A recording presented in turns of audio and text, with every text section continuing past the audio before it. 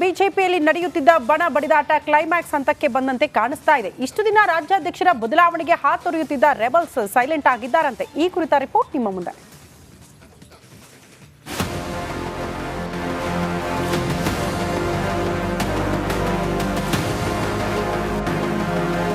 ಕಾಂಗ್ರೆಸ್ನಲ್ಲಿ ಸಿಎಂ ಕುರ್ಚಿಗಾಗಿ ಕದನ ನಡೆಯುತ್ತಿದ್ರೆ ಬಿಜೆಪಿಯಲ್ಲಿ ರಾಜ್ಯಾಧ್ಯಕ್ಷ ಪಟ್ಟಕ್ಕಾಗಿ ಫೈಟ್ ನಡೀತಾ ಇದೆ.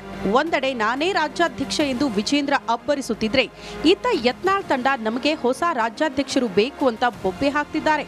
ಆದ್ರೆ ಇದೀಗ ಹೈಕಮಾಂಡ್ ಕೊಟ್ಟ ಖಡಕ್ ಶಾಕ್ಗೆ ರೆಬಲ್ಸ್ ತಂಡ ಹೊಡೆದಿದ್ದಾರೆ.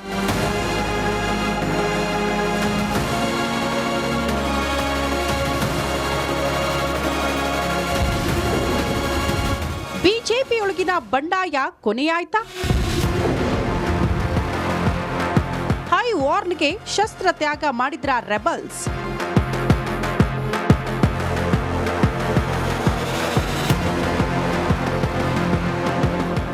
ವಿಜೇಂದ್ರ ವಿರುದ್ಧ ಏಕವಚನದಲ್ಲೇ ವಾಗ್ದಾಳಿ. ರಾಜ್ಯ ಬಿಜೆಪಿ ನಾಯಕರ ವಿರುದ್ಧವೇ ನೇರ ಸಮರ. ಕುಟುಂಬ ರಾಜಕೀಯ, ಭ್ರಷ್ಟಾಚಾರದ ಆರೋಪ, ವಕ್ಫ್ ಹೋರಾಟದ ನೆಪದಲ್ಲಿ ಬಿಜೆಪಿ ರಾಜ್ಯಾಧ್ಯಕ್ಷ ವಿಜೇಂದ್ರ ವಿರುದ್ಧ ಪ್ರತ್ಯೇಕ ತಂಡ ಕಟ್ಟಿದ್ದ ಶಾಸಕ ಯತ್ನಾಳ್ ಕೊನೆಗೂ ತಣ್ಣಗಾಕಿದ್ದಾರೆ. ಬಿಜೆಪಿ ಹೈಕಮಾಂಡ್ ಕೊಟ್ಟ ಖಡಕ್ ಶಾಕ್ ಭಿನ್ನರ ಗುಂಪನ್ನ ದಂಗಾಗಿಸಿದೆ. ಇದೀಗ ರಾಜ್ಯಾಧ್ಯಕ್ಷರ ಚುನಾವಣೆ ರೇಸ್ನಿಂದ ಭಿನ್ನರ ತಂಡ ಹಿಂದೆ ಸರಿದಿದೆ. ಹೌದು, ಪದೇ ವಿಜೇಂದ್ರ ವಿರುದ್ಧ ಯತ್ನಾಳ್ ಬಣ ಹೈಕಮಾಂಡ್ಗೆ ದೂರು ನೀಡುತ್ತಿದ್ದು, ಇದೀಗ ಅದಕ್ಕೂ ರೆಡ್ ಸಿಗ್ನಲ್ ಬಿದ್ದಿದೆ. ಇತ್ತ ತಟಸ್ಥರ ಬಣದಿಂದಲೂ ದೆಹಲಿ ಬೆಳವಣಿಗೆಗಳ ಬಳಿಕ ನಿರೀಕ್ಷಿತ ಸಹಕಾರ ಸಿಗದೆ ಇರೋದು ಯತ್ನಾಳ್ ಕ್ಯಾಂಪ್ ಒಬ್ಬಂಟಿಯಾಗುವಂತೆ ಮಾಡಿದೆ. ವಿಜೇಂದ್ರ ವಿರುದ್ಧ ಹೋರಾಟಕ್ಕೆ ಬೆಂಬಲ ಸಿಗದ ಹಿನ್ನೆಲೆಯಲ್ಲಿ ವರಿಷ್ಠರ ಮಾತಿಗೆ ಯತ್ನಾಳ್ ಬಣ ಬಗ್ಗಿದೆ. ರಾಜ್ಯಾಧ್ಯಕ್ಷರ ಚುನಾವಣೆಯಲ್ಲಿ ನಾಮಪತ್ರ ಸಲ್ಲಿಕೆಯಿಂದ ದೂರ ಉಳಿಯೋದಕ್ಕೆ ತೀರ್ಮಾನ ಮಾಡಿದ್ದಾರೆ. ಇಷ್ಟು ಮಾತ್ರವಲ್ಲ, ಯತ್ನಾಳ್ ಬಣದ ಇನ್ನಷ್ಟು ಹಾಲಿ ಮಾಜಿ ಶಾಸಕರಿಗೂ ಶೋಕಾಸ್ ನೋಟಿಸ್ ನೀಡುವ ಆತಂಕ ಕಾಡ್ತಿದ್ದು, ಸದ್ಯಕ್ಕೆ ಬೀಸೋ ದೊಣ್ಣೆಯಿಂದ ತಪ್ಪಿಸಿಕೊಂಡ್ರೆ ಸಾಕಪ್ಪ ಅಂತಿದ್ದಾರೆ. Suresh, political bureau, republic Kannada. ಬಿಜೆಪಿಯಲ್ಲಿ ನಡೆಯುತ್ತಿದ್ದ ಬಣ ಬಡಿದಾಟ ಕ್ಲೈಮ್ಯಾಕ್ಸ್ ಹಂತಕ್ಕೆ ಬಂದಂತೆ ಕಾಣಿಸ್ತಾ ಇದೆ. ಇಷ್ಟು ದಿನ ರಾಜ್ಯಾಧ್ಯಕ್ಷರ ಬದಲಾವಣೆಗೆ ಹಾತೊರೆಯುತ್ತಿದ್ದ ರೆಬಲ್ಸ್ ಸೈಲೆಂಟ್ ಆಗಿದ್ದಾರಂತೆ. ಈ ಕುರಿತ ರಿಪೋರ್ಟ್ ನಿಮ್ಮ ಮುಂದೆ.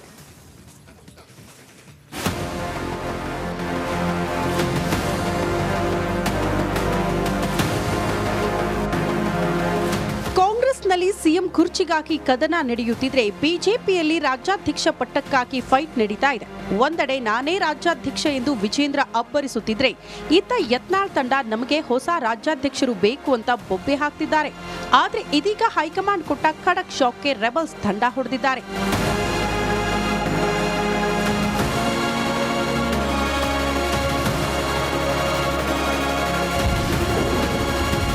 ಬಿಜೆಪಿಯೊಳಗಿನ ಬಂಡಾಯ ಕೊನೆಯಾಯ್ತಾ? ಹೈ ವಾರ್ನ್ಗೆ ಶಸ್ತ್ರ ತ್ಯಾಗ ಮಾಡಿದ್ರ ರೆಬಲ್ಸ್?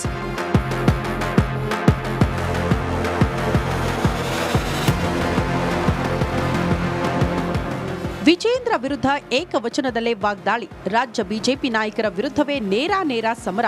ಕುಟುಂಬ ರಾಜಕೀಯ, ಭ್ರಷ್ಟಾಚಾರದ ಆರೋಪ, ವಕ್ಫ್ ಹೋರಾಟದ ನೆಪದಲ್ಲಿ ಬಿಜೆಪಿ ರಾಜ್ಯಾಧ್ಯಕ್ಷ ವಿಜೇಂದ್ರ ವಿರುದ್ಧ ಪ್ರತ್ಯೇಕ ತಂಡ ಕಟ್ಟಿದ್ದ ಶಾಸಕ ಯತ್ನಾಳ್ ಕೊನೆಗೂ ತಣ್ಣಗಾಕಿದ್ದಾರೆ. ಬಿಜೆಪಿ ಹೈಕಮಾಂಡ್ ಕೊಟ್ಟ ಖಡಕ್ ಶಾಕ್ ಭಿನ್ನರ ಗುಂಪನ್ನ ದಂಗಾಗಿಸಿದೆ.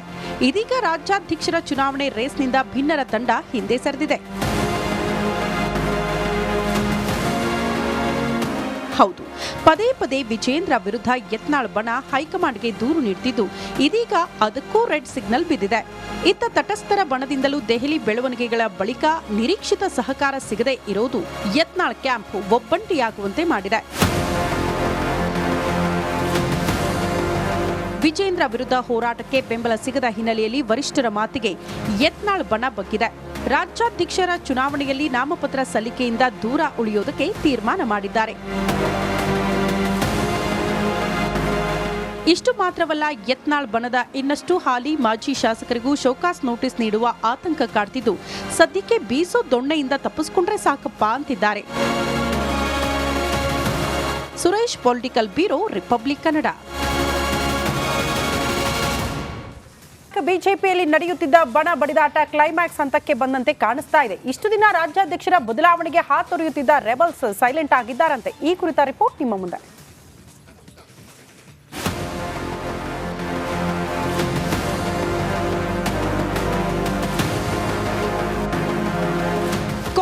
ಕಾಂಗ್ರೆಸ್ನಲ್ಲಿ ಸಿಎಂ ಕುರ್ಚಿಗಾಗಿ ಕದನ ನಡೆಯುತ್ತಿದ್ರೆ ಬಿಜೆಪಿಯಲ್ಲಿ ರಾಜ್ಯಾಧ್ಯಕ್ಷ ಪಟ್ಟಕ್ಕಾಗಿ ಫೈಟ್ ನಡೀತಾ ಇದೆ. ಒಂದೆಡೆ ನಾನೇ ರಾಜ್ಯಾಧ್ಯಕ್ಷ ಎಂದು ವಿಜೇಂದ್ರ ಅಬ್ಬರಿಸುತ್ತಿದ್ರೆ, ಇತ್ತ ಯತ್ನಾಳ್ ತಂಡ ನಮಗೆ ಹೊಸ ರಾಜ್ಯಾಧ್ಯಕ್ಷರು ಬೇಕು ಅಂತ ಬೊಬ್ಬೆ ಹಾಕ್ತಿದ್ದಾರೆ. ಆದ್ರೆ ಇದೀಗ ಹೈಕಮಾಂಡ್ ಕೊಟ್ಟ ಖಡಕ್ ಶಾಕ್ಗೆ ರೆಬಲ್ಸ್ ತಂಡ ಹೊಡೆದಿದ್ದಾರೆ.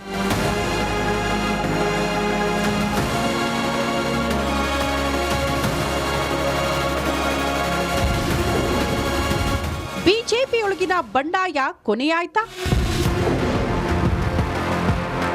ಹೈ ವಾರ್ನ್ಗೆ ಶಸ್ತ್ರ ತ್ಯಾಗ ಮಾಡಿದ್ರ ರೆಬಲ್ಸ್?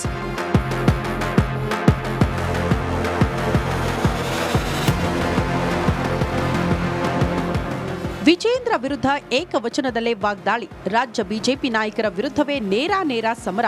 ಕುಟುಂಬ ರಾಜಕೀಯ, ಭ್ರಷ್ಟಾಚಾರದ ಆರೋಪ, ವಕ್ಫ್ ಹೋರಾಟದ ನೆಪದಲ್ಲಿ ಬಿಜೆಪಿ ರಾಜ್ಯಾಧ್ಯಕ್ಷ ವಿಜೇಂದ್ರ ವಿರುದ್ಧ ಪ್ರತ್ಯೇಕ ತಂಡ ಕಟ್ಟಿದ್ದ ಶಾಸಕ ಯತ್ನಾಳ್ ಕೊನೆಗೂ ತಣ್ಣಗಾಕಿದ್ದಾರೆ. ಬಿಜೆಪಿ ಹೈಕಮಾಂಡ್ ಕೊಟ್ಟ ಖಡಕ್ ಶಾಕ್ ಭಿನ್ನರ ಗುಂಪನ್ನ ದಂಗಾಗಿಸಿದೆ. ಇದೀಗ ರಾಜ್ಯಾಧ್ಯಕ್ಷರ ಚುನಾವಣೆ ರೇಸ್ನಿಂದ ಭಿನ್ನರ ತಂಡ ಹಿಂದೆ ಸರಿದಿದೆ. ಹೌದು, ಪದೇ ವಿಜೇಂದ್ರ ವಿರುದ್ಧ ಯತ್ನಾಳ್ ಬಣ ಹೈಕಮಾಂಡ್ಗೆ ದೂರು ನೀಡುತ್ತಿದ್ದು, ಇದೀಗ ಅದಕ್ಕೂ ರೆಡ್ ಸಿಗ್ನಲ್ ಬಿದ್ದಿದೆ. ಇತ್ತ ತಟಸ್ಥರ ಬಣದಿಂದಲೂ ದೆಹಲಿ ಬೆಳವಣಿಗೆಗಳ ಬಳಿಕ ನಿರೀಕ್ಷಿತ ಸಹಕಾರ ಸಿಗದೆ ಇರೋದು ಯತ್ನಾಳ್ ಕ್ಯಾಂಪ್ ಒಬ್ಬಂಟಿಯಾಗುವಂತೆ ಮಾಡಿದೆ. ವಿಜೇಂದ್ರ ವಿರುದ್ಧ ಹೋರಾಟಕ್ಕೆ ಬೆಂಬಲ ಸಿಗದ ಹಿನ್ನೆಲೆಯಲ್ಲಿ ವರಿಷ್ಠರ ಮಾತಿಗೆ ಯತ್ನಾಳ್ ಬಣ ಬಗ್ಗಿದೆ. ರಾಜ್ಯಾಧ್ಯಕ್ಷರ ಚುನಾವಣೆಯಲ್ಲಿ ನಾಮಪತ್ರ ಸಲ್ಲಿಕೆಯಿಂದ ದೂರ ಉಳಿಯೋದಕ್ಕೆ ತೀರ್ಮಾನ ಮಾಡಿದ್ದಾರೆ. ಇಷ್ಟು ಮಾತ್ರವಲ್ಲ, ಯತ್ನಾಳ್ ಬಣದ ಇನ್ನಷ್ಟು ಹಾಲಿ ಮಾಜಿ ಶಾಸಕರಿಗೂ ಶೋಕಾಸ್ ನೋಟಿಸ್ ನೀಡುವ ಆತಂಕ ಕಾಡ್ತಿದ್ದು, ಸದ್ಯಕ್ಕೆ ಬೀಸೋ ದೊಣ್ಣೆಯಿಂದ ತಪ್ಪಿಸಿಕೊಂಡ್ರೆ ಸಾಕಪ್ಪ ಅಂತಿದ್ದಾರೆ. Suresh, political bureau, republic Kannada. ಬಿಜೆಪಿಯಲ್ಲಿ ನಡೆಯುತ್ತಿದ್ದ ಬಣ ಬಡಿದಾಟ ಕ್ಲೈಮ್ಯಾಕ್ಸ್ ಹಂತಕ್ಕೆ ಬಂದಂತೆ ಕಾಣಿಸ್ತಾ ಇದೆ. ಇಷ್ಟು ದಿನ ರಾಜ್ಯಾಧ್ಯಕ್ಷರ ಬದಲಾವಣೆಗೆ ಹಾತೊರೆಯುತ್ತಿದ್ದ ರೆಬಲ್ಸ್ ಸೈಲೆಂಟ್ ಆಗಿದ್ದಾರಂತೆ. ಈ ಕುರಿತ ರಿಪೋರ್ಟ್ ನಿಮ್ಮ ಮುಂದೆ.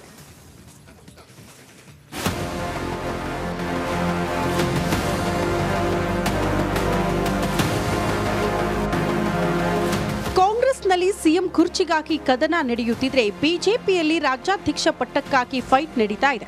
ಒಂದೆಡೆ ನಾನೇ ರಾಜ್ಯಾಧ್ಯಕ್ಷ ಎಂದು ವಿಜೇಂದ್ರ ಅಬ್ಬರಿಸುತ್ತಿದ್ರೆ, ಇತ್ತ ಯತ್ನಾಳ್ ತಂಡ ನಮಗೆ ಹೊಸ ರಾಜ್ಯಾಧ್ಯಕ್ಷರು ಬೇಕು ಅಂತ ಬೊಬ್ಬೆ ಹಾಕ್ತಿದ್ದಾರೆ.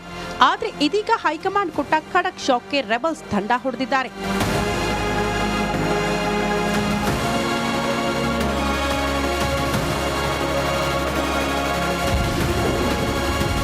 ಬಿಜೆಪಿಯೊಳಗಿನ ಬಂಡಾಯ ಕೊನೆಯಾಯ್ತಾ?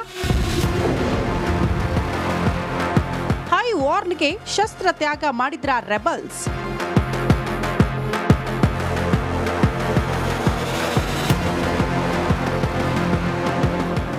ವಿಜೇಂದ್ರ ವಿರುದ್ಧ ಏಕವಚನದಲ್ಲೇ ವಾಗ್ದಾಳಿ. ರಾಜ್ಯ ಬಿಜೆಪಿ ನಾಯಕರ ವಿರುದ್ಧವೇ ನೇರ ಸಮರ.